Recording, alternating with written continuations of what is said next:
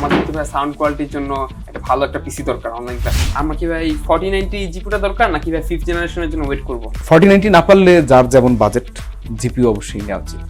কোন কম্পোনেন্ট? এটা কি মানে একটা চকলেট? আমি একটা দোকানে গেলাম, কিনলাম, খেয়ে ফেললাম, এটা খারাপ, ওকে ফাইন, নেক্সট আর খাবো না। পিসি ব্যাপারটা এমন না। তো তোমার গার্জিয়ান ওপেন, তোমার ফ্যামিলি তোমার ফান্ডিং করতেছে to get the first PC or something. এখন তুমি একটু ব্যাকগ্রাউন্ড রিসার্চ করতে পারো না? বার্সেলোনা কয় গোল খেলো, বার্সেলোনার গ্রুপে কয়টা ফ্যান আছে, মাদ্রিদ গ্রুপে কয়জন আছে, কোন মুভিটা আসতেছে, এটা নেটফ্লিক্সে যাবে না প্রাইমে যাবে, আমরা এত কিছু জানতে পারতেছি। টিকটকে এখন কত কেমন কি, নাকি রিলস ভালো না শর্টস বেটার, এইসব আমরা জানি, বাট পিসির কম্পোনেন্ট সম্বন্ধে আমি কিছুই জানি না। ব্রো, তুমি আসলে খুব পিছিয়ে আছো এমন যদি হয়।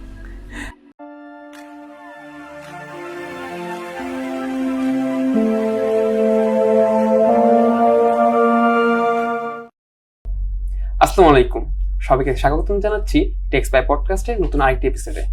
আজকে আমাদের সাথে উপস্থিত আছেন বড়লোকের দুশ্মন, গরিবের আশা ভরসা এবং পিসি কিনতে গেলে সবারই একজন আস্থা, পিসি বিল্ডার থেকে অনন্যা জামান ভাই।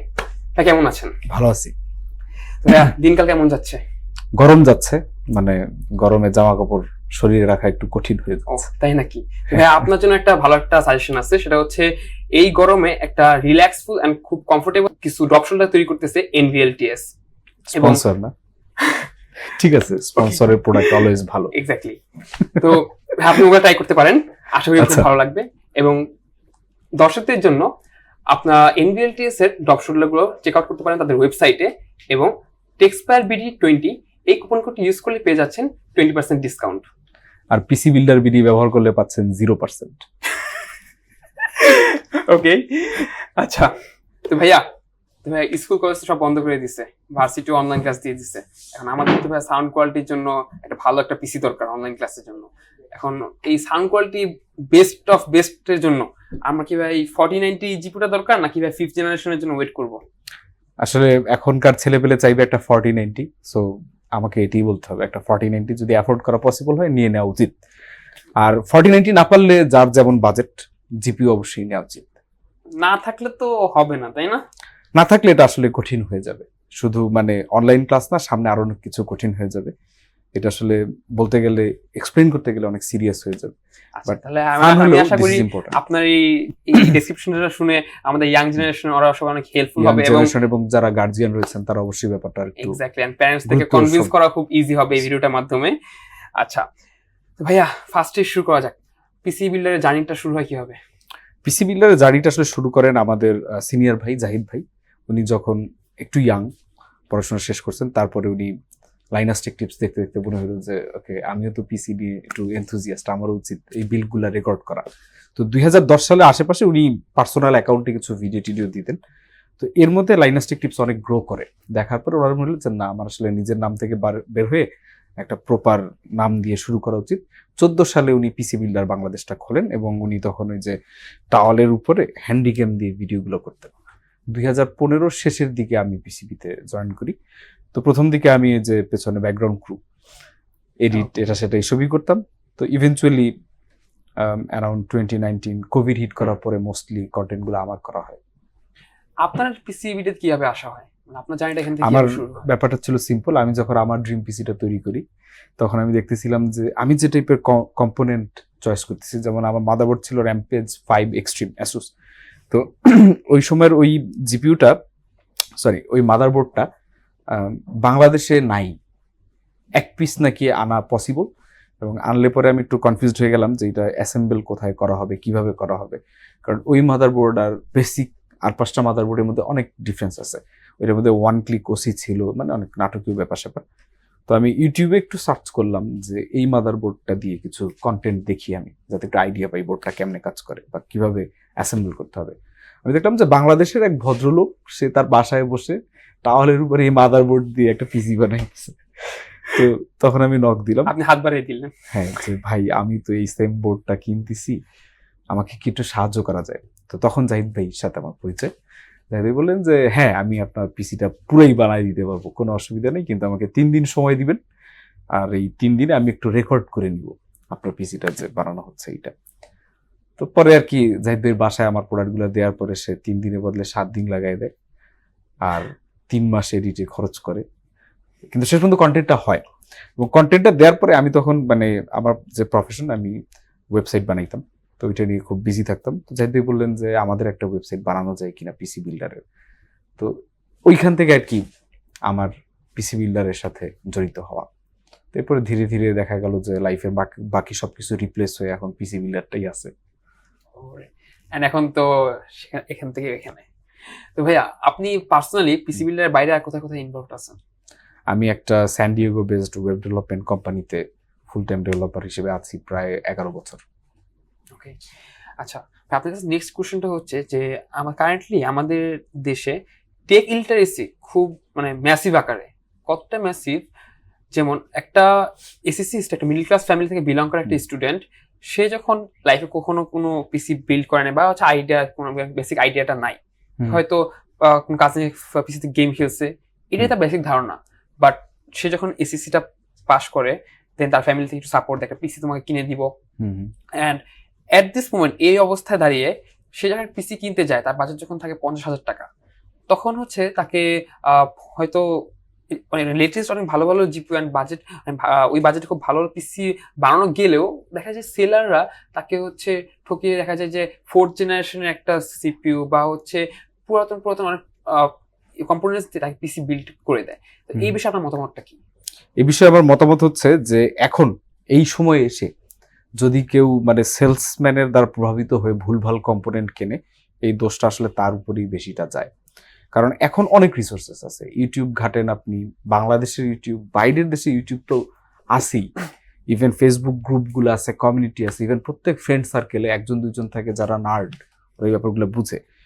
এদের সাথে আলোচনা করা থেকে শুরু করে এই অনলাইনে সব রিসোর্স ব্যবহার করে যদি কেউ ধরা খায়, তাহলে এইটার ম্যাক্সিমাম দোষটা তার উপরে বর্তায়, কারণ সে ব্যাকগ্রাউন্ড রিসার্চ করে নাই।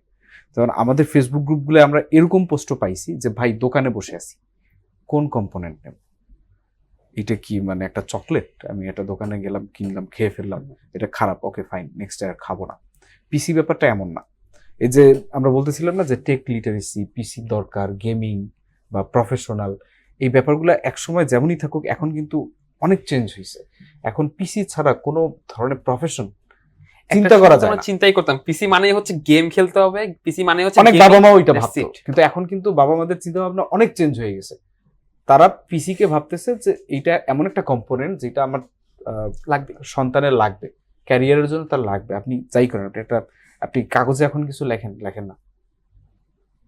সো ভিডিও এডিট থেকে শুরু করে কন্টেন্ট এডিটিং, তারপরে গ্রাফিক ডিজাইন থেকে শুরু করে এক্সেলে হিসাব নিকাশ, তারপরে একটা সিম্পল ইনভেন্টরি ম্যানেজমেন্ট, পিসি ছাড়ার কোনোটাই সম্ভব না। আপনি আপনার সন্তানকে কোনো কারণে পিসি দেন নাই, ও কাজই করতে পারবে না, ওর ক্যারিয়ার বটলড হয়ে থাকবে। এই ব্যাপারগুলো এখনকার গার্জিয়ানরা বোঝে এবং এই বিষয়ে তারা অনেক ওপেন। এখন একটা সময় ছিল যে তো তোমার গার্জিয়ান ওপেন, তোমার ফ্যামিলি তোমার ফান্ডিং করতেছে to get the first PC or something, এখন তুমি একটু ব্যাকগ্রাউন্ড রিসার্চ করতে পারো নাই, তোমার ফল্ট, এটা তোমার ফল্ট।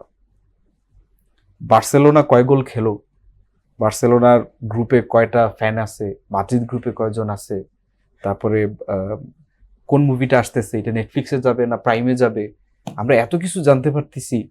টিকটকে এখন কত কেমন কি, নাকি রিলস ভালো না শর্টস বেটার, এইসব আমরা জানি, বাট পিসির কম্পোনেন্ট সম্বন্ধে আমি কিছুই জানি না। ব্রো তুমি আসলে খুব পিছিয়ে আসো, এমন যদি হয়। আচ্ছা, আরেকটা ভাই, রিসেন্টলি আমাদের ফেসবুকে, সোশ্যাল মিডিয়াতে সব জায়গায় খুব মানে পিসি সেলাররা তারা একটা জিনিস খুব বেশি প্রমোট করতেছে যে ফ্রিল্যান্সিং এর জন্য পিসি কিনে ফ্রিল্যান্সিং শুরু করুন। ঠিক আছে, এমন কি আদৌ কিছু এক্সিস্ট করে যে ফ্রিল্যান্সিং এর জন্য পিসি কিনতে হবে, বা ফ্রিল্যান্সিং এর জন্য একটা স্পেসিফিক কম্পোনেন্ট বা দরকার আমার? না, ব্যাপারটা ঠিক এরকম না। যেমন ফ্রিল্যান্সিং শব্দটা আসলে একটা ব্রড টার্ম। আমরা যদি এরকম নিয়ে আসি যে আমি কিছু কাজ করি যেটা আমি অনলাইনে সেল করি বিভিন্ন মার্কেটপ্লেস, ঠিক আছে, আমার একটা পিসি ভালো লাগবে, কারণ মোস্ট অফ দ্য যে স্কিলস সেল হয় এগুলো পিসি বেসড স্কিল। যেমন কেউ ওয়েবসাইট তৈরি করে আমার মতো, কেউ গ্রাফিক ডিজাইনার, বা কেউ প্রোগ্রামার, বা আরো অনেক টাইপের কাজ আছে, কেউ আর্টিস্ট, ফটোগ্রাফারও আছে, কন্টেন্ট এডিটর তো এখন অনেক, বাংলাদেশের অনেকগুলো বড় বড় এজেন্সি আছে যারা প্রচুর কন্টেন্ট এডিট করে। তো এক এক ধরনের কাজের জন্য এক এক টাইপের পিসি দরকার হয়। তো ফ্রিল্যান্সিং পিসি বলতে আসলে সকল পিসি ফ্রিল্যান্সিং পিসি হিসেবে ইউজ করা পসিবল, কিন্তু যার যে স্কিল সেট বা যার যে প্রফেশন সে যেটা করে ওই অনুযায়ী পিসিগুলো স্পেক ডিফারেন্ট ডিফারেন্ট হইতে পারে।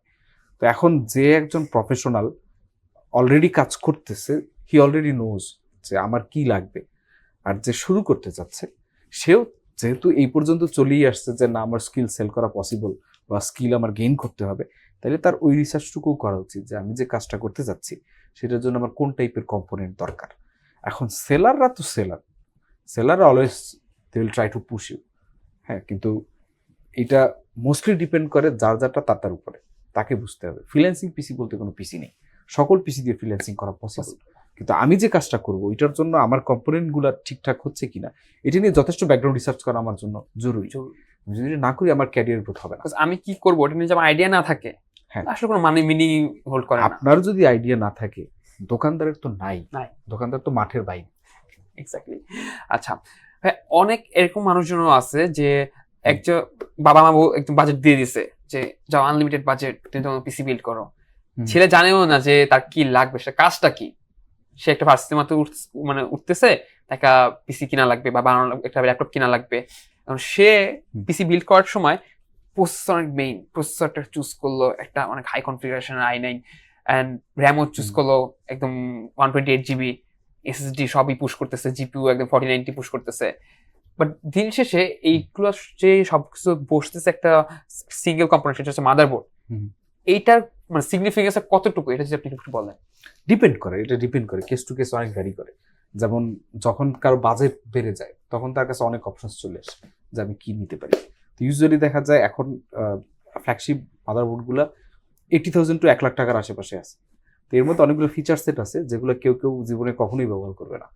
আবার কারোর জন্য ওই একটা দুইটা ফিচারের জন্য ওই বোর্ডটাই নিতে হচ্ছে। যেমন কেউ যদি থান্ডারবোল্ট 4 চায় বা 10G টাইপ সি পোর্টওয়ালা বোর্ড চায়, খুব বেশি বোর্ড নাই, হ্যাঁ, তখন তাকে ওই জায়গায় যেতে হবে। আবার কারোর জন্য এগুলো দরকার নেই, তার ক্ষেত্রে তো ওই বোর্ডটা দরকার নেই। এটা ডিপেন্ড করে, কেস টু কেস ভ্যারি করে। হ্যাঁ, আপনারা দেখা যায় অনেক সময় আপনারা হয়তো অনেক সময় 1-1.5 লাখ টাকার পিসিতেও আপনারা মানে 1 লাখ টাকার পিসিতেও আপনারা সুন্দর মতো 12,000 টাকা বা 15,000 টাকার মাদারবোর্ড একটা দিয়ে দেন। হ্যাঁ, ডেফিনেটলি দিয়ে দেন, চোখ বন্ধ করে দিয়ে দেন, সাজেস্ট করে দেন। কিছু কিছু এমন চ্যানেলও আছে যারা হচ্ছে কি করে যে 80,000 টাকা আমার একটা পিসি, আমার পিসি বাজার 80,000 টাকা, আমি সেখানে 25,000 টাকা জাস্ট একটা বোর্ডই দিতেছি। সো এটা কতটা জাস্টিফাইড? আচ্ছা, বোর্ড আর প্রসেসরের এখানে একটা সম্পর্ক আছে। যেমন প্রসেসরের একটা পাওয়ার আছে যে সে আমি এত ওয়াট কনজিউম করলে আমি এই পারফরমেন্সটা দিই। এখন একটা মাদারবোর্ড হয়তো সে সেম সকেট, হয়তো একই সকেটের সে একদম টপ প্রসেসর থেকে শুরু করে একদম বাজেট প্রসেসর সবগুলোই সে মানে কি বলে সে নিতে পারে, কিন্তু পাওয়ার ডেলিভারি একটা ফ্যাক্টর। 12,000 টাকার একটা মাদারবোর্ড ওই পরিমাণ পাওয়ার হয়তো দিবে না যেটাতে আপনি একটা ফ্ল্যাগশিপ প্রসেসর রান করতে পারবেন। যেমন আমরা ইন্টেলের 14900K এর কথা যদি বলি, 300 ওয়াট পর্যন্ত, 300 ওয়াট প্লাস সে আরামসে 400 ওয়াটের দিকেও যায়, ওই রেঞ্জেই সে ঘোরাফেরা করে। এখন এলজি এর 1700 সকেট, যেটা তার সকেট, এই সেম সকেটে আপনার 14400, 14100, এখন আমরা দেখিনি খুব একটা, 14600, 14700 সব কয়টা প্রসেসরই ব্যবহার করতে পারেন। তাইলে আপনার 12,000 টাকার প্রসেসরের জন্য একটা 20,000 টাকা, 25,000, 30,000 টাকার প্রসেসর ইজ অলরাইট মাদারবোর্ডের সাথে। কিন্তু যদি আপনার হয় একটা 300 ওয়াট প্লাস কনজিউমিং প্রসেসর, ওইখানে আপনি যদি একটা 12,000 টাকার মাদারবোর্ড দেন তাহলে ঝামেলা। আবার আপনি সেম ভাবে একটা 14400 এর সাথে যদি একটা গডলাইক মাদারবোর্ড দিয়ে দেন, ডাজন্ট মেক এনি সেন্স। বুঝতে পারছি কিনা? এক্স্যাক্টলি। আচ্ছা, কুলার আমরা সব কম্পোনেন্ট চুজ করি, এন্ড অফ দ্য ডে কুলারের ক্ষেত্রে দেখা যায় কি সব থেকে হয়তো অনেকে মানে কারেন্টলি যাদের হয়তো সবসময় আমরা আইডিয়া পাই ইউটিউবে ঘাটাঘাটি করলে, বাট কুলার নিয়ে মানুষের বেশি মানে কনফিউজ থাকে। তো এইটা নিয়ে আপনার সাজেশনস গুলো কি? কুলার আসলে সবই ব্রড টার্ম, পিসির ক্ষেত্রে সবকিছুই ব্রড টার্ম, বাট যত সিম্পলিফাই করে বলা যায় আমি চেষ্টা করতেছি যে অনেক সময় কুলার দরকার নেই। একটা 4 কোর 6 কোরের সিপিইউ রান করার জন্য অনেক সময় আমার যে কি বলে বক্সের সাথে যে কুলারটা আসতেছে ওইটাই এনাফ। আর কখনো কখনো এটা আসলে হয় না, তখন আমরা এয়ার কুলার বা অল ইন ওয়ান কুলার বা এর থেকে আরেকটু বেশি এনথুজিয়াস্ট হলে ওয়াটার কুল করতে পারি আমাদের সিস্টেমকে। এটা ডিপেন্ড করে ইউজ কেস এবং এনথুজিজমের লেভেলের উপরে।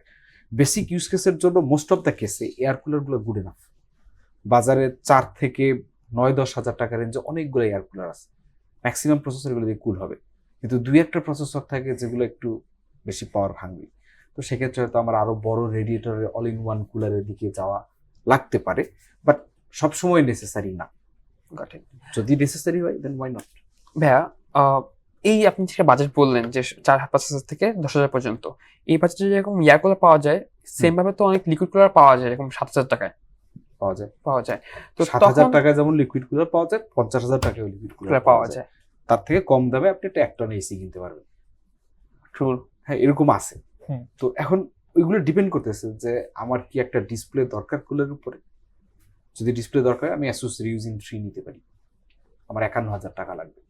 আর যদি সেটা দরকার না হয় তাহলে আমি অ্যারাউন্ড 10 to 15,000 এর মধ্যে বাজারে ম্যাক্সিমাম ভালো ভালো ব্র্যান্ডের ওয়েল পারফর্মিং আপনার কুলারগুলো আমরা নিতে পারি, অল ইন ওয়ান কুলারগুলো।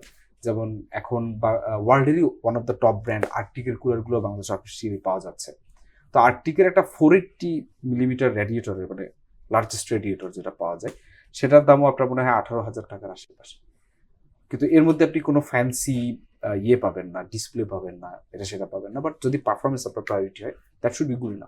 আমার কোশ্চেনটা ছিল হচ্ছে যে পারফরমেন্সের ক্ষেত্রে আমার যেহেতু আমার বাজেট, আমার কুলার পিছনে 10,000 টাকা, পারফরমেন্সের ক্ষেত্রে আমি তো সাপোজ 8,000 টাকা বাজেট, আমার তো 8,000 টাকার ভিতরে আমি একটা লিকুইড কুলার পাইতেছি, আবার একটা এয়ার কুলার পাইতেছি। সো ওই ক্ষেত্রে আমার কোন দিকে যাবে? 8,000 টাকার লিকুইড কুলারের থেকে 8,000 টাকার এয়ার কুলার বেটার পারফর্ম করবে। ওকে, 8,000 টাকায় মানে এআই ও টেকনোলজিটা একটু ডিফারেন্ট, এটা ম্যানুফ্যাকচারিং কস্ট বেশি। এয়ার কুলারের মধ্যে কিন্তু এমন মানে খুব কমপ্লিকেটেড কিছু নেই, একটা হিট সিঙ্ক আর ফ্যানস, দ্যাটস দ্যাট। আর এয়ার কুলারের মধ্যে পাম্প লাগবে, আলাদা ফ্যানস লাগবে, রেডিয়েটর লাগবে, টিউব লাগবে, এবং এর মধ্যে কুলেন্ট লাগবে। ঠিক আছে, তো এই সবকিছু যখন 8,000 রেঞ্জে 7,000 রেঞ্জে নিয়ে আসা হয় তখন অনেক জায়গায় কস্ট কাট করা হয়। সো ওই কস্ট কাট করার রেজাল্টটা কিন্তু ভালো আসবে না। আর 8-9 হাজার টাকা আপনি যখন একটা এয়ার কুলার কিনবেন তখন কিন্তু আপনি ফ্ল্যাগশিপ গ্রেডের এয়ার কুলার দিকে চলে আসবেন, এগুলো অনেক বিফি। কিন্তু যেটা সমস্যা হয় এয়ার কুলারের ক্লিয়ারেন্স নিয়ে একটু ঝামেলা হয়, কারো কারো র্যামের উপরে চলে আসে বা কারো কারো র্যামের দিয়ে একটা স্লট আটকে দেয়। তো এগুলো আগে চেক করে নিতে হবে যে আমি কোন মাদারবোর্ড ব্যবহার করতেছি, কি পরিমাণ ক্লিয়ারেন্স আমার আছে, আমি কোন র্যাম ব্যবহার করতেছি, ওইটার হাইট কতটা। তো এগুলো একটু হিসাব নিকাশ করে নিলে আমার মনে হয় 8,000 টাকা 10,000 টাকার রেঞ্জে still air cooler superior. Got it. আচ্ছা ভাই, রিসেন্টলি আমাদের জিপিইউ মার্কেটে ইন্টেল খুব রিসেন্টলি এন্টার করছে, অ্যান্ড এটা নিয়ে খুব বড় ক্রেজ চলতেছে যে ইন্টেল নাকি ইন মেনি কেসেস, অনেক ইউটিউবাররা এটা নিয়ে ভিডিও তৈরি করতেছে যে ইন্টেল ইন মেনি কেসেস এনভিডিয়াকে প্রোডাক্টিভিটির ক্ষেত্রে বিট করতেছে। ইভেন এরকম কিছু মিথ চলতেছে যে 4060-কেও নাকি বিট করে যায় ইন্টেলের জিপিইউ গুলা, 750 770 গুলা। এখন ইভেন অনেক এরকম ভিডিও দেখা যাইতেছে যে যেটা একটি সেম ভিডিও দুইটা জিপিইউ দিয়ে রেন্ডার দিয়ে দেখাইতেছে যে একটার মধ্যে টাইম লাগতেছে 3 মিনিটস, একটার মধ্যে দেখা যাচ্ছে 1 মিনিটস। তো এটা নিয়ে আপনার মতামতটা কি? আচ্ছা, এইখানে Intel definitely for the price best spec offer করতেছে, কোনো সন্দেহ নেই, কোনো কোশ্চেনই নেই, নোবডি ইজ ইভেন ক্লোজ। কিন্তু পারফরমেন্স অলওয়েজ স্পেক্স হার্ডওয়্যারের উপর ডিপেন্ড করে না, অপটিমাইজেশনের উপর ডিপেন্ড করে। প্রত্যেকটা অ্যাপ, প্রত্যেকটা গেম, সবকিছুর সাথে ওই কার্ডটা কতটুকু অপটিমাইজড, ওর যে ড্রাইভারটা দিয়ে আমি রান করতেছি কতটুকু অপটিমাইজড, কতটুকু সাপোর্ট আমার কম্পোনেন্টগুলোর আছে, এগুলো একটা ফ্যাক্ট। তো ইন্টেল ডেফিনেটলি স্পেকের দিক থেকে বেস্ট, বাট অপটিমাইজেশনের দিক থেকে ইন্টেল খুব দ্রুত ইমপ্রুভ করতেছে, বাট স্টিল নট দ্যাট। কারণ দেখা যাবে যে আপনি স্পেসিফিক ইউজ কেসগুলো যদি আরো ডিটেলভাবে খেয়াল করেন, দেখা যাবে আপনি সিম্পলি একটা সিঙ্গেল ভিডিও স্ট্রিম এনকোড করতেছেন, হয়তো আপনার একটা A750 ফাস্ট পারফর্ম করলো, ফাস্ট এটা এনকোড করে ফেললো, বাট একটা ভিডিওর মধ্যে কিন্তু জাস্ট একটা সিঙ্গেল শট থাকে না, এর মধ্যে কিছু লিঙ্ক প্রজেক্ট থাকতে পারে, আফটার এফেক্টসের কিছু 3D ওয়ার্কস থাকতে পারে, তখন কিন্তু কুডাকোর আগে যাবে। তো হোল লট কাজ যখন চলে আসে এখন এইসব জায়গায় এনভিডিয়া ফার সুপিরিয়র। এখানে ইন্টেল ইমপ্রুভ করতেছে, উই ক্যান অনলি হোপ যে খুব তাড়াতাড়ি ইমপ্রুভ করুক, সো দ্যাট আমরা আরো কম্পিটিশন পাই। যত কম্পিটিশন আমরা পাবো তত আমাদের জন্য, কনজিউমারদের জন্য বেটার। বাট এখন পর্যন্ত খুব বেশি দূর তারা আগাইতে পারে না, বাট আই হোপ যে ভেরি সুন আগাবে। অ্যান্ড ইটস নট ইজি, কারণ এনভিডিয়া অনেক আগে ডেফিনেটলি, ইন্টেল আসলো সেদিন, কিন্তু জিপিইউ মার্কেটে এএমডি কিন্তু মেলা বছর ধরে আসতেছে। এখনো কিন্তু এএমডির এই যে অ্যাডোবির অ্যাপ্লিকেশন গুলা, 3D অ্যাপ্লিকেশন গুলার অপটিমাইজেশনে এখনো অনেক ব্যবধানে তারা পিছিয়ে আছে। সো এমডি পারে না দেখি ইন্টেল পারবে না এমন না, বাট ডেফিনেটলি এখানে প্রচুর পরিমাণে সময় এবং শ্রমের কাজ করার জায়গা আছে। তো যারা হচ্ছে এই জিপি গুলো কিনতেছে, so they may remain hopeful. হ্যাঁ, দেবে। ওকে, আচ্ছা এখন কথা আসে আপনাদের পিসিবিডি নিয়ে কিছু হালকা, যে হ্যাঁ। আপনাদের টিমে তো খুব ভালো অ্যামাউন্ট অফ মেম্বার্স আছে, কয়জন মেম্বার এখন? 22 জন। 22 জন। তো এদেরকে ম্যানেজ করা লাগে, তো ভাই সবাই যে কাজ করতেছে সবাই কি ভাইয়া তাদের রেমুনারেশন কি পায়? পায়, কম বেশি পায়। আচ্ছা, একটা কোশ্চেন অ্যারাইজ করে যে পিসিবিডি কি প্রফিটেবল কিনা? পিসিবিডি প্রফিটেবল না, এবং প্রবাবলি নেক্সট 5 ইয়ার্স প্রফিটেবল হবে না।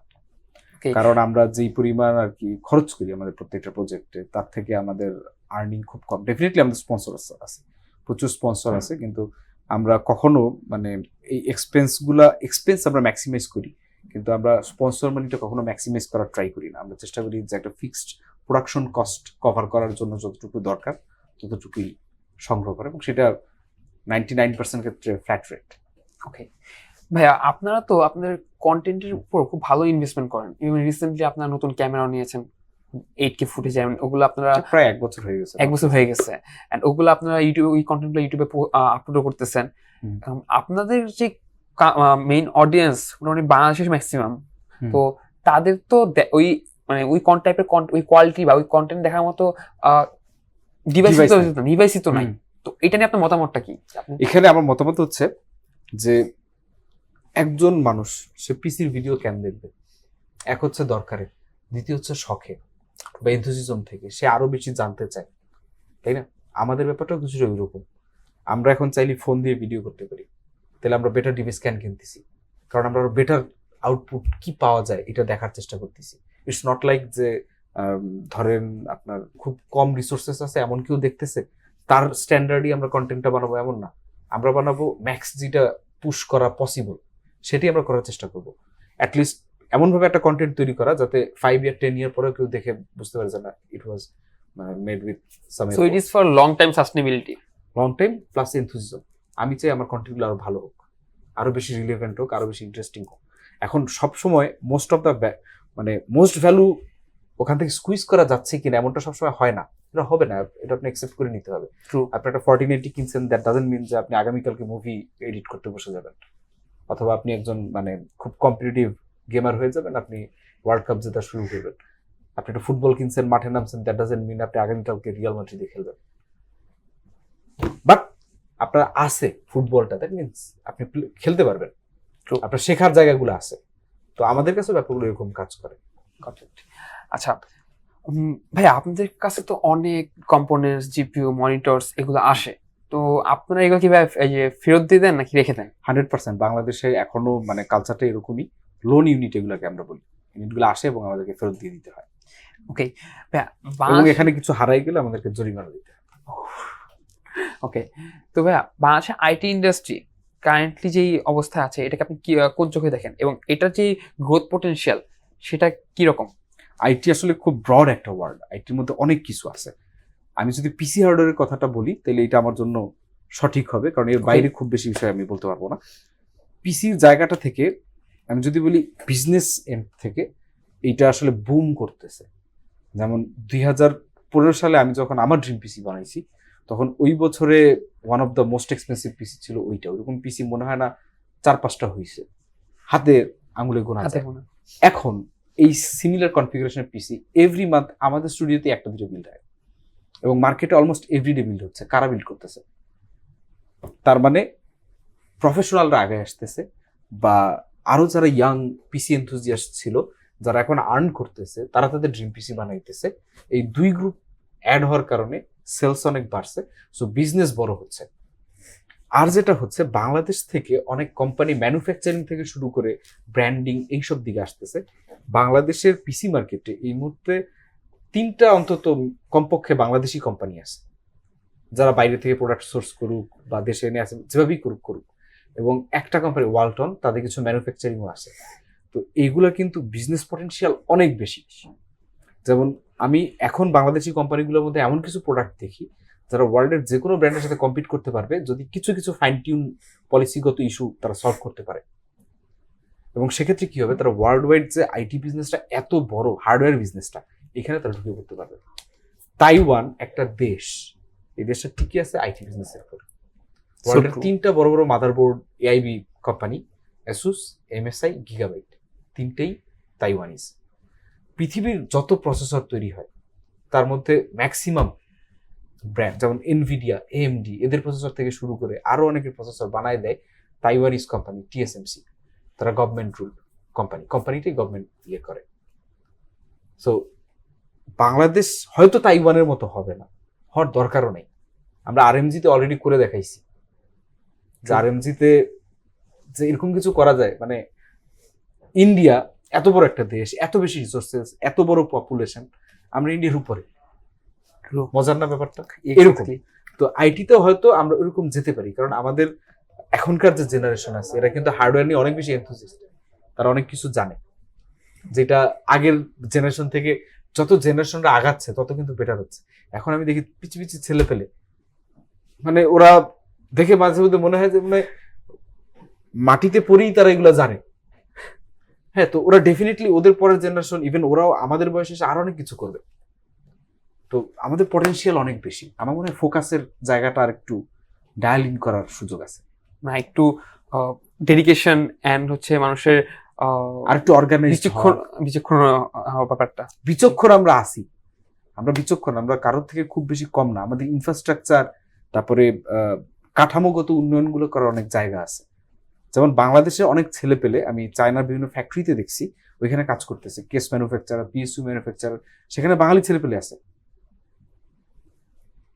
এবং বাংলাদেশের যে ওয়ালটন, ওরা কয়েকটা লাইন আপের প্রোডাক্ট বাংলাদেশের মধ্যেই তৈরি করতেছে। তৈরি অ্যাসেম্বল যেভাবেই আমরা এটা ইয়ে করি না কেন, কিছু কিছু জিনিসের মধ্যে আরো অনেক গভীরতা আছে যেটা সাধারণ নন টেকনিক্যাল লোক হয়তো বুঝবে না, মোটা দাগে। বাট এমন কিছু কিছু কাজ হচ্ছে যেটা আমরা চোখে দেখলে পরে আমরা বুঝতে পারতাম দিস ইজ ভেরি ফ্যাসিনেটিং, কিন্তু বাইরে থেকে দেখে হয়তো মানে না দেখে আইডিয়া করা যায় না।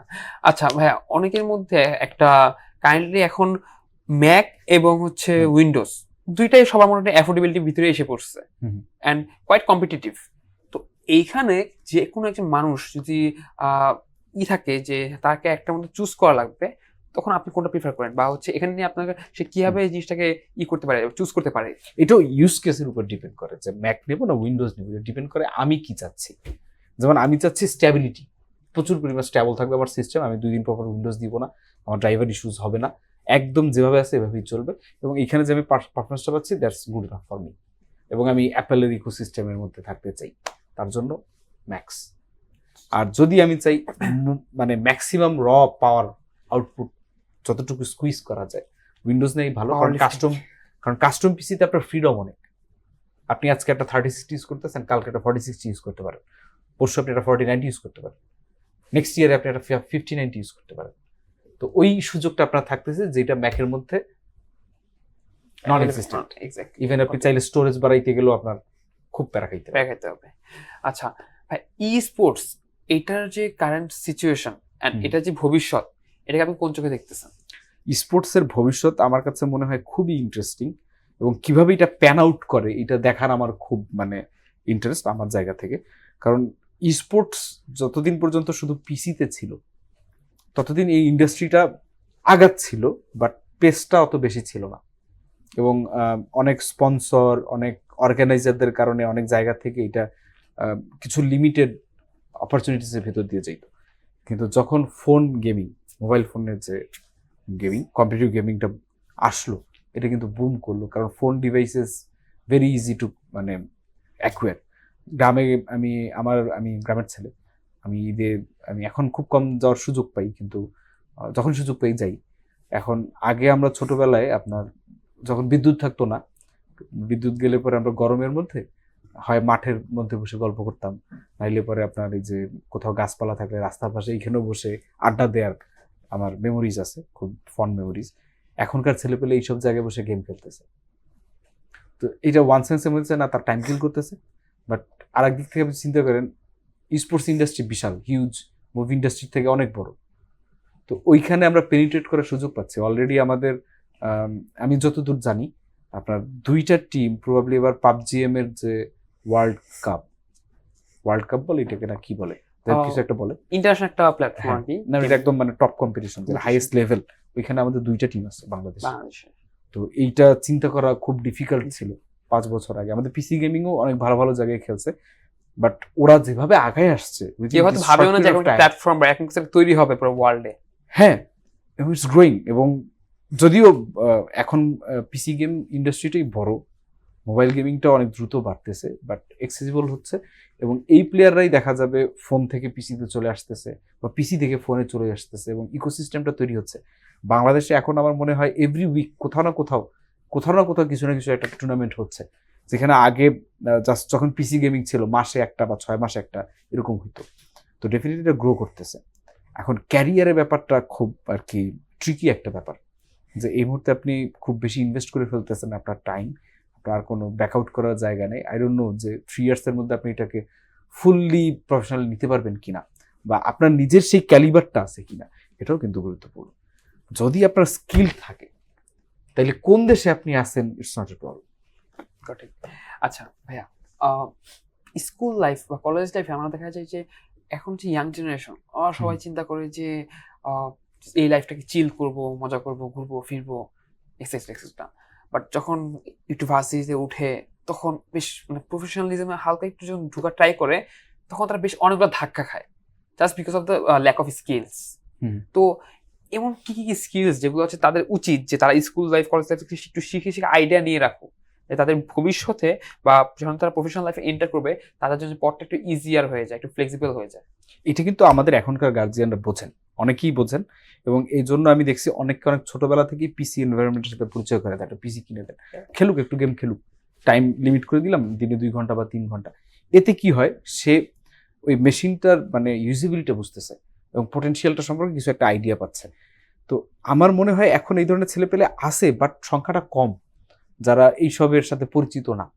এবং পরিচিত হলে কি হয়, যেমন আমাদের টিমমেট যারা আছে ওরা কিন্তু খুব ইয়াং, কিন্তু ওরা এই বয়সে অলরেডি আর্ন করতেছে এবং এত বড় বড় কোম্পানির সাথে কাজ করতেছে, বড় বড় ব্র্যান্ডের সাথে। এটা অ্যামেজিং। হ্যাঁ, এবং ওরা যদি ওই বয়সটা থেকে শিখে না আসতো তাইলে ওরা এই বয়সে এসে এটা পারতো না। তো এখনো যারা পিছায় আছে আমি মনে করবো যে তারা খুব আসলে খুব it's not too late but it's late. হ্যাঁ, সো তাদের উচিত দ্রুত এটা নিয়ে আসলে কাজ করা। স্কিল মানে এমন না যে আপনি এখনই টপ স্কিল হয়ে যাবে, বাট বেসিক্স খুব জরুরি। যেমন আমরা বলি না যে ল্যাঙ্গুয়েজগত কমিউনিকেশনগত স্কিলগুলো আর্লি অ্যাডপ্ট করা খুব জরুরি। টুকটাক খেলাধুলা পারাই উচিত তোমার। এমন না যে তোমাকে প্রত্যেকদিন সাকিব আল হাসান হইতে হবে, বাট তুমি ক্রিকেটই খেলতে জানো না, ইউ ডোন্ট ইভেন নো যে কয়টা স্ট্যাম্প থাকে, এটা খুব খারাপ ব্যাপার। তো পিসিতেও এরকম যে হ্যাঁ গেমিংটা এইরকম, তারপরে প্রোডাক্টিভ কাজগুলো এইরকম, কন্টেন্ট এডিটিংগুলো এইরকম, তারপরে ম্যাথসগুলো এইরকম, লজিকগুলো এইভাবে কাজ করে, কিছুই জানি না কেমনি। আচ্ছা ভাইয়া, নেটওয়ার্কিং এই কারেন্ট ওয়ার্ল্ডে বসবাস করে নেটওয়ার্কিংটা কতটুকু ইম্পর্টেন্ট আপনাদের জন্য? কোন ধরনের নেটওয়ার্কিং, মানে কমিউনিটি নেটওয়ার্কিং নাকি আমরা এই যে নো আই মিন হচ্ছে যে লাইক সোশ্যাল মিডিয়াতে যে নেটওয়ার্কিং, লাইক হচ্ছে আমরা নিজেদেরকে পরিচিতি বাড়াচ্ছি, নিজেদেরকে মানুষকে ইন্ট্রোডিউস করতেছি, বড় বড় বিভিন্ন কোম্পানি মানুষের সাথে তাদের সাথে পরিচয় গেইন করতেছি, লিঙ্ক গেইন করতেছি। Networking can make life very easy, মানে অনেক সময় খুব কমফোর্টেবল করে ফেলতে পারে লাইফকে। তো এইখানে সুবিধা অসুবিধা দুইটাই আছে। যে নেটওয়ার্কের সুবিধা নিয়ে আমি অনেক কিছু অনেক দ্রুত করতে পারি, অনেক কিছু করার হয়তো আমার মানে একটা স্কিল আমি এখন শিখতে পারতেছি না, আমার শেখার মতো সময় সুযোগ কোনোটাই নেই, but there are other people who have the skill. তো আমি ওদেরকে রিচ আউট করতে পারি এবং ওদের কাছ থেকে আমি এটা নিতে পারি, বা ওরা আমাকে হেল্প করতে পারে, বা আমি কাউকে হেল্প করতে পারি আমার স্কিল সেট দিয়ে। কিন্তু কখনো যেন এমন না হয় যে আমি অন্য স্কিল ব্যবহার করতে করতে নিজে ক্রিপলড হয়ে গেলাম। সো গুডস ব্যাডস বোথ আছে। তো নেটওয়ার্কিং দরকার, বাট এন্টায়ারলি নেটওয়ার্কিং এর উপরে ডিপেন্ডেন্ট হয়ে গেলে আবার সমস্যা। থ্যাংক ইউ সো মাচ ভাইয়া আমাদের এই এপিসোডে আসার জন্য। আশা করি দেখা হবে ভবিষ্যতে আপনাদের সাথে। এবং আপনার কাছে একটা রিকোয়েস্ট, আমরা চাবো যে আপনাদের স্টুডিওতে, আপনাদের স্টুডিও আমরা এর আগেও শুনেছি যে আপনাদের স্টুডিও অনেক ওয়েল ডেকোরেটেড এন্ড ভালোভাবে গুছানো। আমার যে বলছে সে খুবই ভুল কথা বলছে, কারণ পিসিবি স্টুডিও আর গোছানো এই দুটো শব্দ একসাথে যায় না। তবে হ্যাঁ, এটুকু আমি বলতে পারি যে ওখানে অনেক ইন্টারেস্টিং জিনিস আছে যেগুলো নিয়ে আমি শুনছি খুব ফ্যাসিনেটিং ব্যাপার-স্যাপার আছে। ফ্যাসিনেটিং ব্যাপার-স্যাপার ডেফিনেটলি যাদের পিসি নিয়ে এনথুজিয়াজম আছে তাদের যথেষ্ট ফ্যাসিনেটেড হওয়ার জায়গা আছে। ইভেন আমি বললাম, আমি শুরুতেই বলছি যে আমাদের টিমের ছেলেপেলে হ্যাঁ কিছু না কিছু তো পাই, কিছু কম্পেনসেশন আসে, কিন্তু ওইটা ওদের ড্রাইভিং ফোর্স না। মেইন ড্রাইভিং ফোর্স হইতেছে ওইখানে ওরা ওদের ড্রিম কম্পোনেন্ট গুলো নিয়ে খেলাধুলা করতে পারে। লাইক যে they do it out of fascination. হ্যাঁ, exactly. Thank you so much ভাইয়া। Out of enthusiasm. Thank you so much ভাইয়া আমাদের এপিসোডে আসার জন্য। ধন্যবাদ মোহনা টিভি এবং NVLTS কে আমাদের সাথে থাকার জন্য। সবাই ভালো থাকবেন, আশা করি দেখা হবে ভবিষ্যতে অন্য কোনো এপিসোডে। আসসালামু আলাইকুম।